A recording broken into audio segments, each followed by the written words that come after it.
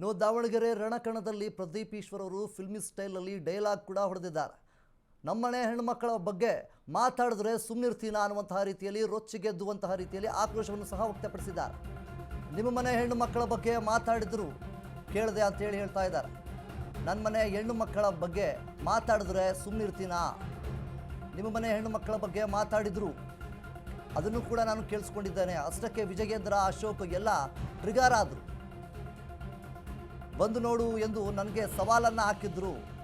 ಈ ರೀತಿಯಾಗೆಲ್ಲ ಮಾತಾಡಿದ್ದಾರೆ. ನಾನು ಬಿಜೆಪಿ ಕಚೇರಿ ಮುಂದೆ ಬಾವುಟವನ್ನು ಆರಿಸಿದೆ. ಈಗಾಗಲೇ ಅವರಿಗೆ ನನ್ನ ಒಂದೇ ಒಂದು ಕೂದಲು ಕೂಡ ಅನ್ನುವಂಥ ರೀತಿಯಲ್ಲಿ ಒಂದಿಷ್ಟು ಹೇಳಿಕೆಗಳನ್ನು ಕೂಡ ಇಲ್ಲಿ ಫಿಲ್ಮಿ ಸ್ಟೈಲಲ್ಲಿ ಡೈಲಾಗನ್ನು ಹೊಡೆದಿದ್ದಾರೆ ಪ್ರದೀಪ್ ಈಶ್ವರ್ ಅವರು. ದಾವಣಗೆರೆ ಎಲ್ಲ ಮಾಡಿಕೊಟ್ಟಿರುವುದು ಶಾಮ್ನೂರ್ ಕುಟುಂಬದವರು. ಈಗ ಬಂದು ಫಾಲ್ಸ್ ಸೀಲಿಂಗ್ ಮಾಡಿ ಪೋಸ್ ಕೊಡೋದು ಅಲ್ಲ ಅನ್ನುವಂಥ ರೀತಿಯಲ್ಲಿ ಹೇಳಿಕೆಗಳನ್ನು ಕೂಡ ಇಲ್ಲಿ ನೀಡಿದ್ದಾರೆ. ಬಿಜೆಪಿಯನ್ನು ಹಿಗ್ಗಾಮುಗ್ಗಾ ತರಾಟೆಗೆ ತೆಗೆದುಕೊಂಡ ಪ್ರದೀಪ್ ಈಶ್ವರ್, ನಿಮ್ಮ ಕೈಲಿ ಒಂದು ಸಿಲಿಂಡರ್ ಕೂಡ ಕೊಡೋದಕ್ಕೆ ಆಗ್ತಾ ಇಲ್ಲ, ಏನು ಮಾಡ್ತಾ ಇದ್ದೀರಾ? ರಾಜ್ಯದಲ್ಲಿ ದೇಶದಲ್ಲಿ ಈ ರೀತಿಯೆಲ್ಲ ಆಗ್ತಾ ಇದೆ, ಆದರೂ ಸಹಿತ ನಿಮಗೆ ಒಂದೇ ಒಂದು ಸಿಲಿಂಡರ್ ಕೂಡ ಕೊಡೋದಕ್ಕೆ ಆಗ್ತಾ ಇಲ್ಲ. ನನ್ನ ಮನೆ ಹೆಣ್ಣುಮಕ್ಕಳ ಬಗ್ಗೆ ಮಾತಾಡಿದ್ರೆ ನಾನು ಯಾವುದೇ ಕಾರಣಕ್ಕೂ ಸುಮ್ಮನೆ ಇರೋಲ್ಲ ಅಂತೇಳಿ ಫಿಲ್ಮಿ ಸ್ಟೈಲಲ್ಲಿ ಡೈಲಾಗನ್ನು ಹೊಡೆದಿದ್ದಾರೆ ಪ್ರದೀಪ್ ಈಶ್ವರ್ ಅವರು.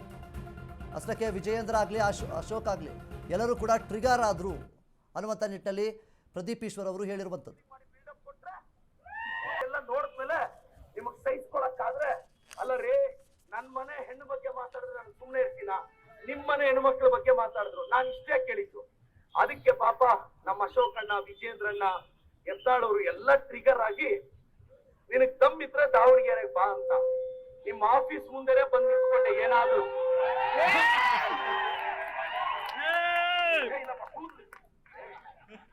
ಅಲ್ಲಲ್ಲ ಹೂವ ಬಿದ್ದಿದೆ, ನೀವು ಬೇರೆ ಬೇರೆ ಎಲ್ಲ ಅರ್ಥ.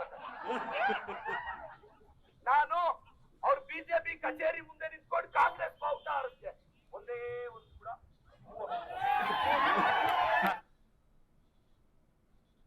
ಇನ್ನು ಇದ್ರ ಬಗ್ಗೆ ಹೆಚ್ಚಿನ ಮಾಹಿತಿ ನೋಡೋದಕ್ಕೆ ನಮ್ಮ ಪ್ರಿನ್ಸಿಪಲ್ ಎಡಿಟರ್ ರಾಘವ್ ಸೂರ್ಯ ಸರ್ ನಮ್ಮ ಜೊತೆ ಇದ್ದಾರೆ.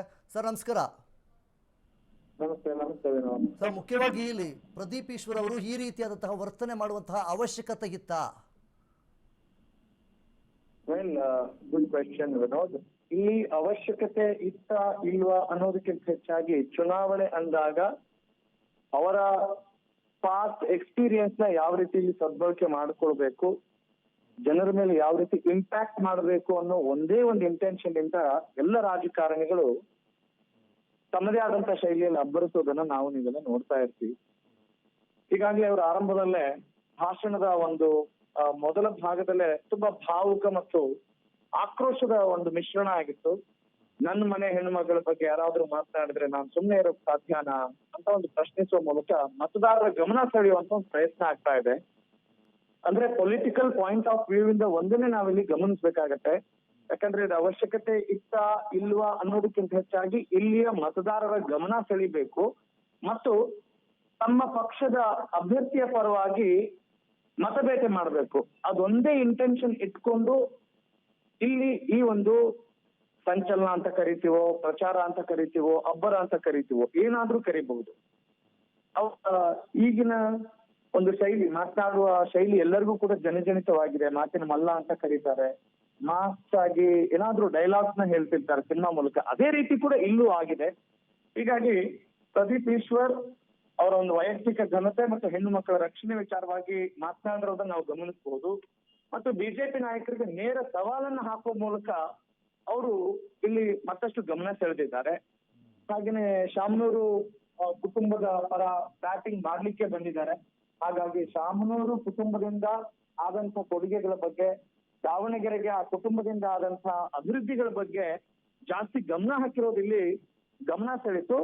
ಅದರ ಜೊತೆಗೆ ಮತ್ತೊಂದು ಪ್ರಮುಖವಾದ ವಿಚಾರ ನೀವು ಗಮನಿಸಿರ್ಬೋದು, ಸಿಲಿಂಡರ್ ಬೆಲೆ ಏರಿಕೆಯನ್ನು ಕೂಡ ಒಂದು ಅಸ್ತ್ರವನ್ನಾಗಿ ಅವರು ಮಾಡ್ಕೊಂಡಿರೋದನ್ನ ನಾವು ನೋಡ್ಬೋದು. ಕೇಂದ್ರ ಸರ್ಕಾರದ ವಿರುದ್ಧ ಇಲ್ಲಿ ವಾಗ್ದಾಳಿ ಮಾಡ್ತಾ ದಾವಣಗೆರೆ ದಕ್ಷಿಣ ಬೈ ಎಲೆಕ್ಷನ್ ಅಲ್ಲಿ ತಮ್ಮ ಪಕ್ಷದ ಅಭ್ಯರ್ಥಿ ಸಮರ್ಥ ಶಾಮನೂರು ಬಗ್ಗೆ ಮತಬೇಟೆಯನ್ನು ಮಾಡ್ತಾ ಇರೋದನ್ನ ನಾವು ಗಮನಿಸಬಹುದು. ಅಂದ್ರೆ ಅವರ ಈ ಭಾಷಣ ಕೇವಲ ಒಂದು ರಾಜಕೀಯ ಟೀಕೆಯಾಗಿ ಉಳಿಯದೆ ಒಂದು ಸಿನಿಮಾ ಶೈಲಿಯ ಮಾಸ್ ಅಬ್ಬರವಾಗಿ ಇಲ್ಲಿ ಮಾರ್ಪಟ್ಟಿರೋದಂತೂ ನಿಜ. ಇದು ದಾವಣಗೆರೆ ಮತದಾರರ ಮೇಲೆ ಯಾವ ರೀತಿ ಪ್ರಭಾವ ಬೀರುತ್ತೆ ಮತ್ತೆ ಇದಕ್ಕೆ ಬಿಜೆಪಿ ನಾಯಕರು ಯಾವ ರೀತಿ ಪ್ರತಿಕ್ರಿಯಿಸ್ತಾರೆ ಅನ್ನೋದು ಕೂಡ ಅಷ್ಟೇ ಕುತೂಹಲ ಮೂಡ್ತಿದೆ. ಹೀಗಾಗಿ ಅಪೋನೆಂಟ್ ಲೀಡರ್ ಅಥವಾ ಅಪೋನೆಂಟ್ ಪಾರ್ಟಿಯ ಲೋಪದೋಷಗಳನ್ನ ಎತ್ತಿ ಹಿಡಿಯುವ ಮೂಲಕ ಇಲ್ಲಿ ತಮ್ಮ ಪಕ್ಷದ ಪರವಾಗಿ, ತಮ್ಮ ಅಭ್ಯರ್ಥಿಯ ಪರವಾಗಿ ಪ್ರಚಾರ ಮಾಡ್ತಾ ಇದ್ದಾರೆ. ಎಲ್ಲೇ ಯಾವುದೇ ಸಮಯದಲ್ಲೂ ಕೂಡ ಪ್ರದೀಪ್ ಈಶ್ವರ್ ಬರ್ತಾ ಇದ್ದಾರೆ ಅಂತ ಹೇಳಿದ್ರೆ ಅವ್ರೇನ್ ಸೈಲೆಂಟ್ ಆಗಿ ಹೋಗಲ್ಲ. ಅಲ್ಲಿ ಏನಾದ್ರೂ ಒಂದು ಸೆನ್ಸೇಷನ್ ಕ್ರಿಯೇಟ್ ಮಾಡಿರ್ತಾರೆ.